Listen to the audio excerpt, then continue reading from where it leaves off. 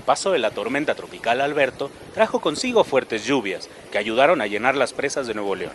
Sin embargo, el miedo en la población se hizo presente. Sí, me dio miedo porque pensé que me iba a morir ahogada, no sé, que me iba a arrastrar el agua. A pesar del aumento en los niveles de agua, miles de ciudadanos en la zona metropolitana de Monterrey están sufriendo cortes en el suministro del vital líquido, debido a la turbiedad y daños en las tuberías. Conseguimos unos garrafones, ya ahorita ya no hay ni garrafones ni nada, ya no se encuentra aquí. Anduvo mi hija ayer buscando en la colonia, en las tiendas, y no, ya no hay.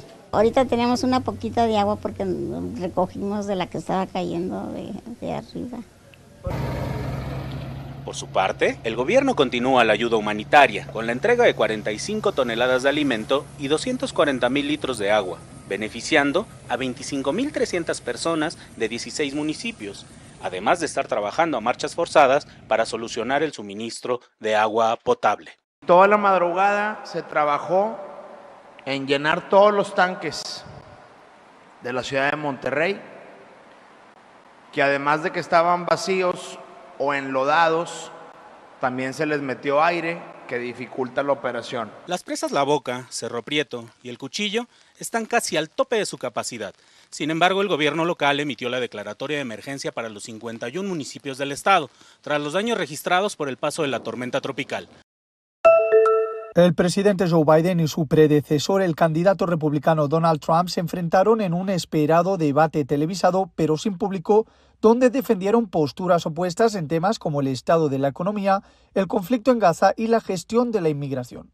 Precisamente en un periodo en el que el número de migrantes interceptados en la frontera entre Estados Unidos y México ha disminuido, según la Casa Blanca, en más de un 40% después de la entrada en vigor de un decreto que restringe el acceso al país, Biden habló sobre su estrategia. Trabajamos muy duro por lograr un acuerdo bipartidista sobre este tema. Aumentamos significativamente los agentes de asilo y, por cierto, la patrulla fronteriza respalda mi posición.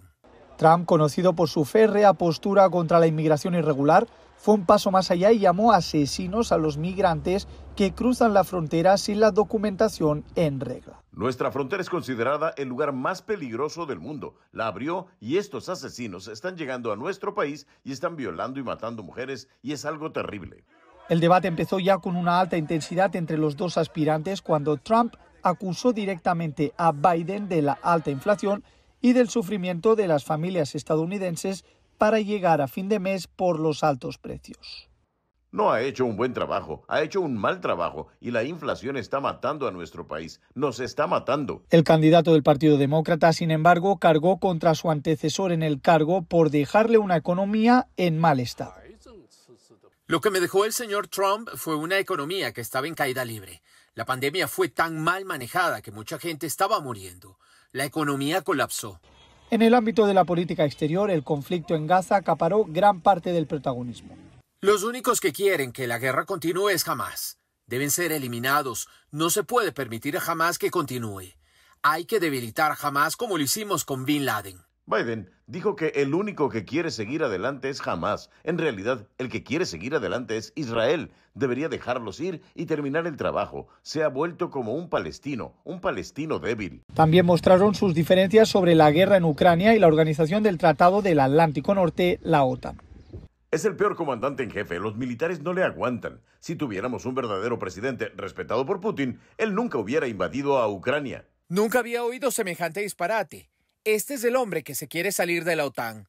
Nuestras fortalezas son las alianzas. Biden y Trump se encontrarán nuevamente el próximo 10 de septiembre en un segundo debate presidencial, esta vez a menos de 2 meses de la celebración de las elecciones en noviembre. Desde San Diego, soy Alex Segura de La Voz de América para Telearuba.